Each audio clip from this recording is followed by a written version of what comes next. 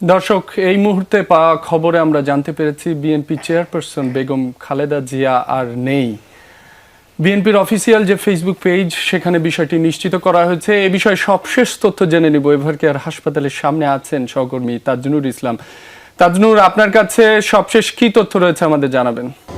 রবি, আজ 30 ডিসেম্বর ঠিক সকালবেলাতে দাঁড়িয়ে এই দুঃসংবাদটি বলতে হচ্ছে, যেই সংবাদটি আসলে কোনো গণমাধ্যম কর্মী আসলে এতদিন ধরে বিভিন্ন সময় নানা রকম খবর এসেছে নানা মাধ্যমে, কিন্তু সেই খবরটি শেষমেশ আজ বলা লাগছে।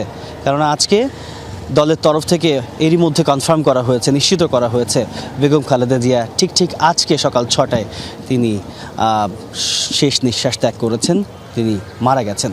সুতরাং বুঝতেই পারছেন যে এক ধরনের খুব শান্ত ঠান্ডা পরিস্থিতি আমরা এরই মধ্যে দেখতে পাচ্ছি। যে আশপাশের কয়েকজন নেতাকর্মী এরই মধ্যে হাসপাতালের সামনে এসেছেন মূলত সেই তথ্যটি যাচাই করার জন্য, যেটি আমি একটু আগেই আপনাকে বলছিলাম। ঠিক আগের যেই লাইভে আমরা যুক্ত হয়েছিলাম সেখানে আপনাকে বলছিলাম যে তথ্য যাচাইয়ের একটা বিষয় রয়েছে, কেননা এর মধ্যে বেশ কয়েক দফায় বিভিন্ন সময়ে সামাজিক যোগাযোগের মাধ্যমে এই খবরটি নানাভাবে প্রচার হয়েছে এবং সেই খবরটি আজকে সেটি বলতে হচ্ছে যে একটি অধ্যায়ের সমাপ্তি এবং বিএনপির সবচেয়ে বড় পোস্টার যাকে বলা হতো, সবচেয়ে বড় চরিত্র জাতীয়তাবাদী দলের জন্যে, সেই চরিত্র আজকে তিনি পরপারে চলে গেলেন।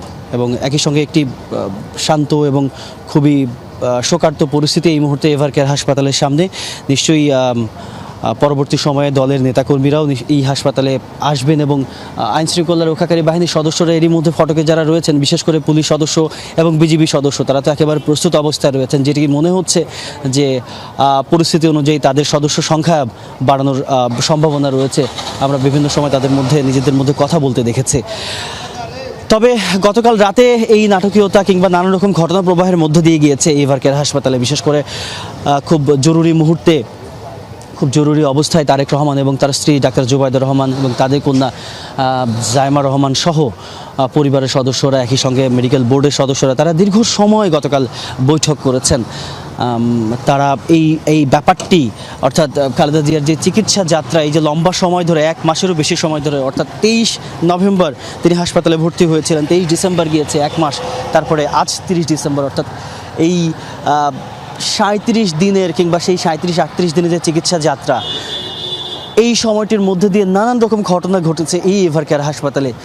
সেই এভারকেয়ার হাসপাতালে সেই সমস্ত নাটকীয়তা, সেই সমস্ত ঘটনা, বিশেষ করে মাঝখানে এমনটি হলো যে সামাজিক যোগাযোগের মাধ্যমে এত বেশি পরিমাণে গুজবে সয়লাভ হয়ে গেল, সে সময় আসলে সঠিক তথ্য যাচাই করা, সঠিক তথ্য দেওয়া অনেক বেশি চ্যালেঞ্জিং হয়ে দাঁড়িয়েছিল। সেই সময়টিতে বিএনপির তরফ থেকে জানানো হয়েছিল যে কেবলমাত্র ডাক্তার জাহিদ এই খালেদা জিয়ার স্বাস্থ্যের ব্যাপারে কেবলমাত্র তিনিই আপডেট দেবেন। তবে যে ব্যাপারটি সেটি দাঁড়াচ্ছে যে খালেদা জিয়া দীর্ঘদিন বাংলাদেশের রাজনীতিতে সক্রিয় ছিলেন, বিশেষ করে 90-এর যে স্বৈরাচার বিরোধী আন্দোলন, সেই সময় থেকেই মূলত মানুষ আলাদা করে বেগম খালেদা জিয়াকে চিনতে শুরু করে।